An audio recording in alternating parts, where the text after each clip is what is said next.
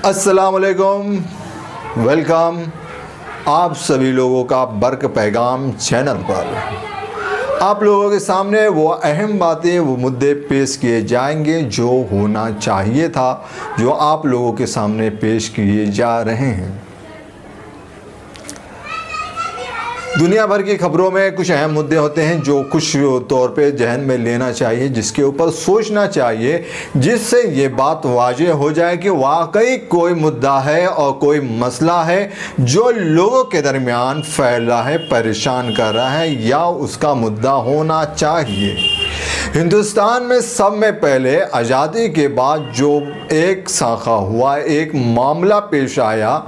जिसे दंगे फसाद फैले, पूरा हिंदुस्तान उससे जूझ रहा था और कई सालों के बाद उसका फैसला भी हुआ। लेकिन दरअसल बात क्या है जिसके वजह से इंसानी ज़िंदगी, जो हिंदुस्तान में एक कैफियत है, वो इंसानी ज़िंदगी जो मजहबी और तहजीब मजहब और या फिर धर्म, मजहब को मजहब मानने वाले या फिर धर्म को धर्म मानने वाले, या एक जिस्म के एक चीज़ को अलग नामों से पुकारने वालों के सामने ये बात खुल करके आ रही है कि हिंदुस्तान में कुछ ऐसे मुद्दे, वो मसले सामने उठ करके आ चुके हैं जो इंसानी ज़िंदगी को झंझोड़ रही है या फिर सोचने पे मजबूर कर रही है। एक मसावात का मामला है और एक अदम मसावात का मामला है। कहाँ पे एक बराबर दर्जा दिया जा रहा है और कहाँ पे एक बराबर दर्जा नहीं दिया जा रहा है। वो बात क्या है? मन की बात, दिल की बात, या फिर अमल की बात? बात दरअसल यह है कि अगर दिल में जो बात उठती है वो जहन को गरमाती है, निगाहों से देखने के बाद दिल में असर होता है, अमल से दिल मजबूत होता है, और उसे अमल किस तरह करना है, वो जिस्म को तरतीब के साथ अमल में लाने या कराने की कोशिश या जद्दोजहद की जाती है। एक मामला आया सब में पहले, 1 साल पुराना मुद्दा है, जो 1 साल के ऊपर होगा या 1 साल के लगभग मामला है, लुलु मॉल का। लेकिन इस मुद्दे से पहले कौन सा मुद्दा या कौन सा मसला चल रहा था? इससे पहले जो अहम मुद्दा और अहम मसला चल रहा था वो बाबरी मस्जिद का मामला था, जिसे मुनहदिम कर दिया गया था, डेमोलिश कर दिया गया था कुछ लोगों की तरफ से। जैसे वो बताया जाए कि उसे तोड़ने की पूरी कोशिश में जैसे तोड़ करके रेजा रेजा कर दिया गया हो, ये कहना जो है बहुत अजीब लग रहा है। जो इस तरह से बाबरी मस्जिद को शहीद किया गया,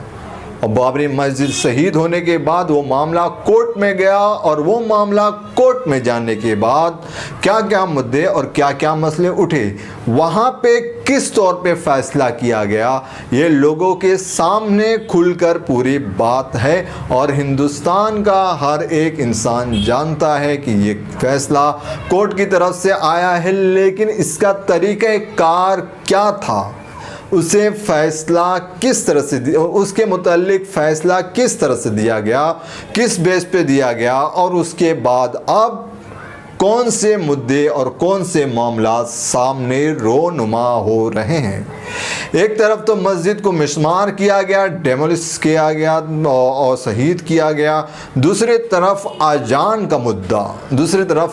का मुद्दा, अजान की बात है, जो कि अजान कुछ वक्त कुछ मिनट के लिए दी जाती है, उसको किस तरह से अजान देना है, किस तरह से नहीं देना है, ये भी मुद्दे बीच बीच में उठते रहे। उसके बाद जो मामला, जो चीज़ पेश आई, जो समझने सोचने की चीज़ है, वो आप लोगों के सामने भी पेश हो रही है कि क्या मुद्दा है। एक मस्जिद मिस्मार हुई, उसमें कहा जा रहा था कि शहीद हुई बाबरी मस्जिद, कहा जा रहा था कि उसके अंदर से मूर्ति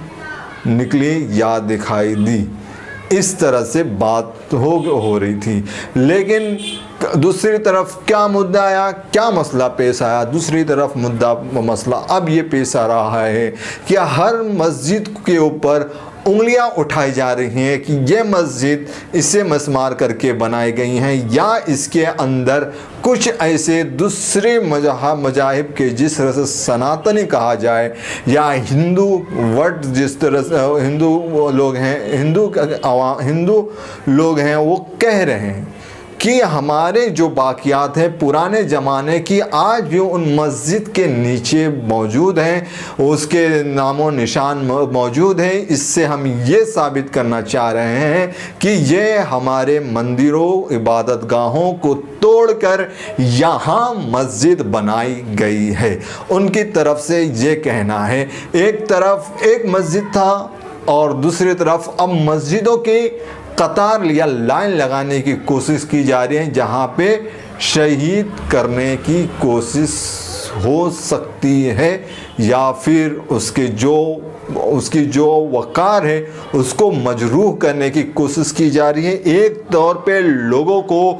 परेशान करने की कोशिश की जा रही है, उन्हें दबाने की कोशिश की जा रही है, डराने की कोशिश की जा रही है, या फिर ज़बरदस्ती अपने वक़ार को लोगों के सामने साबित करने की कोशिश की जा रही है, साबित करके अपने आप को मजबूत करने की कोशिश की जा रही है। ये क्या है जो आज के वक्त में लोगों के बीच में चला आ रहा है कि ये क्या हो रहा है। यहाँ मस्जिद थी, मस्जिद में होता क्या है और मस्जिदों में क्या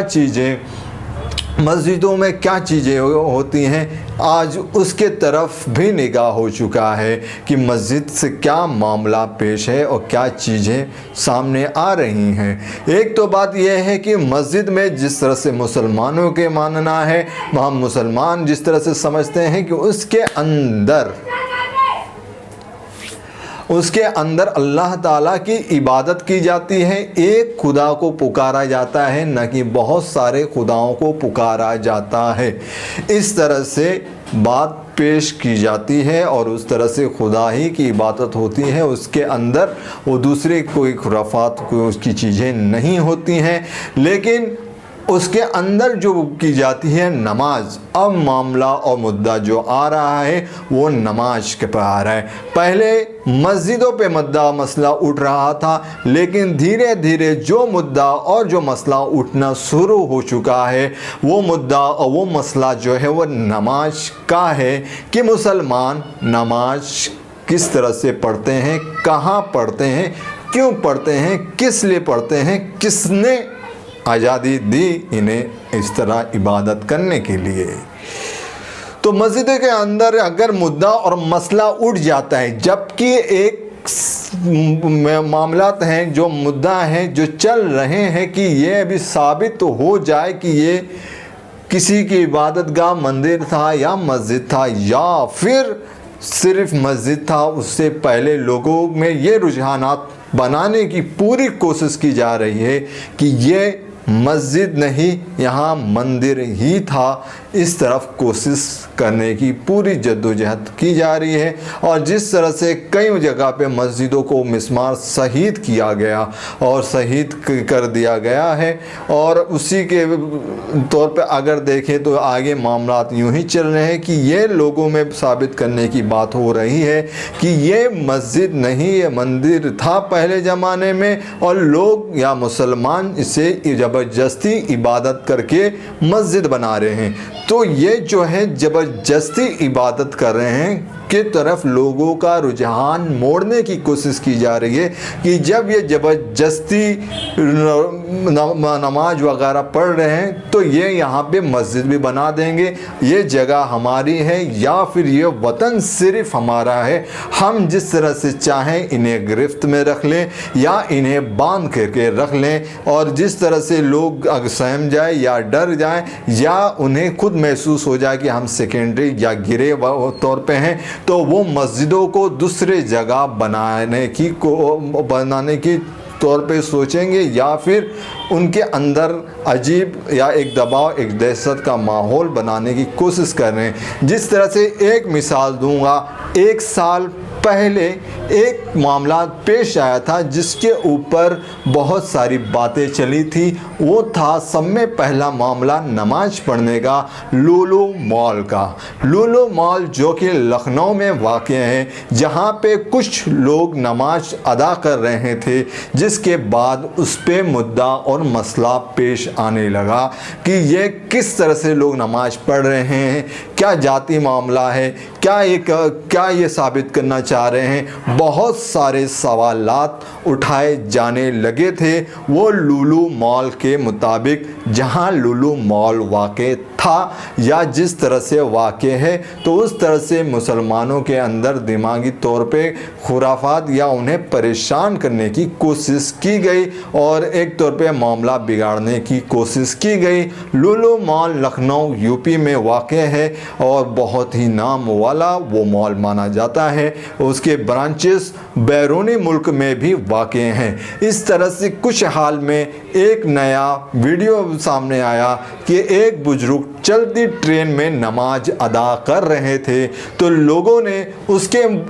उलट तो अपने इबादत करने लगे। तो इबादत में मुसलमानों की तरफ से इबादत में कोई तकरार नहीं, कोई किसी भी तरह से इबादत करे, कोई ना इबादत करे या किसी भी तरह से, अगर मुसलमान ना इबादत करता है तो वो खालिस खुदा के लिए करता है, ना कि दुनिया को दिखाने के लिए, जिससे उनके मजहब में, मुसलमानों के मजहब में दिखावे की इबादत को रियाकारी कहते हैं। मतलब सामने से कुछ और करना और अंदर से कुछ और करना। और इसे अगर इजी लैंग्वेज में समझा जाए तो उनके मुसलमानों के टर्म में रियाकारी करना जो होता है उसे मुनाफिकत के तौर पे माना जाता है, जिसे डबल स्टैंडर्ड कहते हैं। जो इबादत होती है मुसलमानों में सिर्फ खुदा के लिए होती है, न कि तकरार के हिसाब में होती है, जिस तरह से नमाज पढ़ना। उसके बाद अगर बात कहूँ तो आज हाल ही में 12 या 13 दिन पहले दिल्ली में एक वाक़या पेश आया, जहाँ पे कुछ लोग सड़क पर नमाज अदा कर रहे थे। तो उसमें किसी सरकारी कारकुन या फिर पुलिस वाले की तरफ से उन पे जो पैरों से मारना, धक्का देना, नमाज में डिस्टर्ब करना और उन सफ़ों को तोड़ देना, ये वाक़या सामने आया। जिसके बाद उस पुलिस वाले को बर्खास्त कर दिया गया, सस्पेंड किया गया कुछ दिनों के लिए, कि ताकि वो सुधर जाए, उनका मेंटेलिटी में तब्दीली आए। इस तरह से उन्हें सस्पेंड किया गया। उसके बाद अब क्या मामला आया, तीसरा जो मामला है गुजरात यूनिवर्सिटी का मामला है। एक हफ्ते पहले का, एक लगभग 5 या 6 दिन पहले का मामला है, जिसमें ये मामला पेश आया। ये हाल ही का मामला है जो बताना चाहूँगा कि एक तुलबा जब तक पढ़ते हैं उनका दिमाग क्रिएटिव माइंड होता है, लर्निंग मोड में होता है। वो जिस तरह से पढ़ते हैं उस हिसाब से अपने सराउंडिंग को देखते हैं। तो लेकिन उस यूनिवर्सिटी में, गुजरात यूनिवर्सिटी में मामला क्या पेश आया? मामला ये पेश आया कि जब कुछ स्टूडेंट नमाज वगैरह पढ़ रहे थे तो कुछ लोग घुस करके उन पे ज़बरदस्ती उन्हें परेशान कर रहे थे, उन्हें डिस्टर्ब किए, मामला बिगाड़ने की पूरी कोशिश की गई, बहुत उन्हें परेशान किया। उसके बाद मुदाखलत करके किसी भी तरह से उन्हें मामला संभाला गया और फिट किया गया। लेकिन क्या ये मामला रोज़ ब रोज़ रोनुमा हो रहे हैं? दरअसल बात यह है, क्या मुसलमानों को सवालिया तौर पे दरअसल बात ये उठ रही है, क्या मुसलमानों को अपनी इबादत गाह में या अपनी नमाज को पढ़ने में क्यों परेशान किया जा रहा है? क्या धीरे धीरे वो नमाज छोड़ दें तो जिससे मस्जिदें वीरान हो जाएं, जिसको अनअबेंडेंड के तौर पे लोग देखने लगे, या फिर वो जहां नमाज पढ़ रहे हैं लोगों के अंदर उनका अपने खुदा की इबादत कर रहे हैं, जिससे वो अपनी मन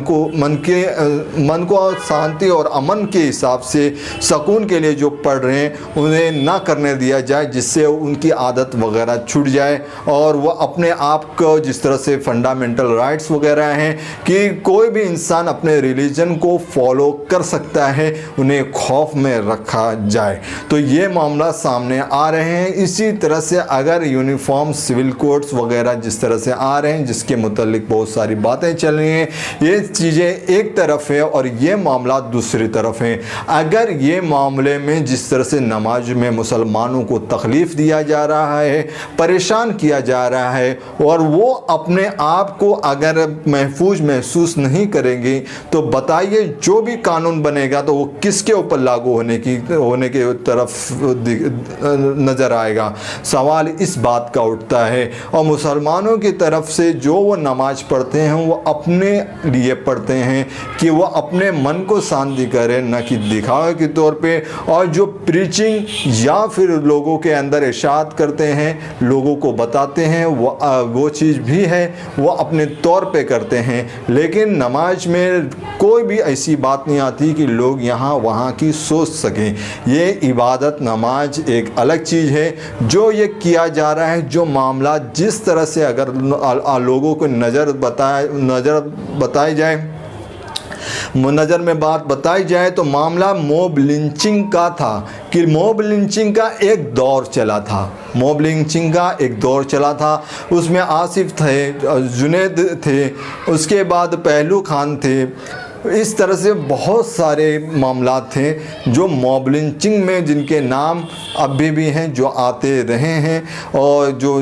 एक मॉब लिंचिंग का दौर चला था, और एक मस्जिद के मामला थे, जो मस्जिद में इबादत किस तरह से करते थे, क्या करते थे, और आज क्या मामला दरपेश है और क्या मामला सामने आ रहा है। क्या ये नमाज को तो बताना कि ये कोई इबादत नहीं है, ये सिर्फ़ एक तौर पे दिखावा कर रहे हैं, लोगों को सामने ये पेश कर करके उनकी इबादत गाहों के वैल्यू को कम करना है, क्या है। इस तरह से ये मामला जो सामने आ रहे हैं, वो अपने इबादत गाहों में जब जगह कम पड़ती हैं तो लोग यहाँ वहाँ नमाज पढ़ते हैं, वरना मुसलमान जो हैं अपने इबादत गाहों में ही नमाज पढ़ते हैं।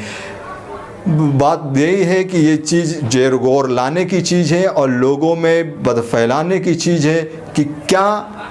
चीज़ आगे होगा हिंदुस्तान में अगर अभी ये मामला पेश हो रहा है, दरपेश आ रहा है। तो हमें क्या करना होगा, हिंदुस्तानियों को क्या करना होगा, किस तरह से चलना होगा, किस तरह से संभलना होगा, ये अहम बात है जो आप लोगों के सामने मैं पेश कर रहा हूँ। क्या इससे जो पहले गंगा जमुनी तहजीब कही जाती थी, या वो कोई और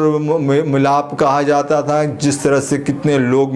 मिलने को तोड़ने की तरफ लेके जा रहे हैं, कितने लोग टूटे को मिलने की तरफ कोशिश कर रहे हैं, क्या मामला पेश आ रहा है। सब में अहम बात यही है और सोचने की बात यही है कि क्या जो अक़लियत कम्युनिटी है, अक़लियती तबका के लोग हैं, या फिर माइनर कम्युनिटी के लोग हैं, उन्हें क्या उन पे एक्सप्रेस किया जा रहा है, उन्हें क्या बताने की कोशिश की जा रही है, ये बात ज़ेर गौर तलब है। और बात यही थी समझने की बात कि ये मामला चल रहे हैं, इसे अच्छी तौर से नोटिस लिया जाए। नहीं तो जिस तरह से एक पहले मॉब लिंचिंग से धीरे धीरे मामला शुरू हुए, पहले मस्जिद के भी मामला चल रहे हैं, मॉब लिंचिंग के भी मामला हुए, अब इस तरह से एक नए नए मुद्दे, पहले मस्जिद के हुए, स्पीकर के हुए, मॉब लिंचिंग के हुए, अब उनकी इबादत गाहों पे या इनकी इबादत करने के तरीके पे उंगली उठा कर उन्हें परेशान की जा रही है। इससे नज़र में रखते हुए इसे किस तरह से मोड़ा जाए, अहम बात यह है, सोचने समझने की बात यह है। उम्मीद है कि आप लोगों को ये बात समझ में, उम्मीद है कि हम इसके ऊपर गौर करेंगे। क्या हमारे हिंदुस्तान के लोग रहने वाले क्या इस पे सोच समझ करके आगे चलने की कोशिश करेंगे, क्या समझते हैं हम और क्या समझते हैं वो, जो तोड़ना चाहते हैं, जो जोड़ना चाहते हैं, साथ में रहना चाहते हैं, एक हम आहंगी मिल करके रहने की कोशिश करना चाहते हैं, जिससे अगर एक बात मिल करके रहने की कोशिश करना चाहते हैं। लेकिन अगर एक बात सोची जाए, जिस तरह से एक राइटर थे अल रिसाला के मौलाना वहीदुद्दीन करके, वो मौलाना एक बात ये कह रहे हैं, अगर माइंड में नेगेटिव चीज़ कूट कूट के भर दी जाए या माइंड में नेगेटिव चीज़ आ जाए तो वो फलाह व बहबूद, वो आगे तरक्की करने के जो रास्ते हैं उसको रोक देगी। वो इंसान आगे की तरफ नहीं सोचेगा, उसी मामलात में उलझ के रहेगा और उसी सर्कमस्टेंस में, उसी दायरे में, उसी अहाते में घूमता फिरता रहेगा। वो आउट ऑफ बॉक्स या अपनी बाउंड्री छोड़ के अपने अहाते को तोड़ करके आगे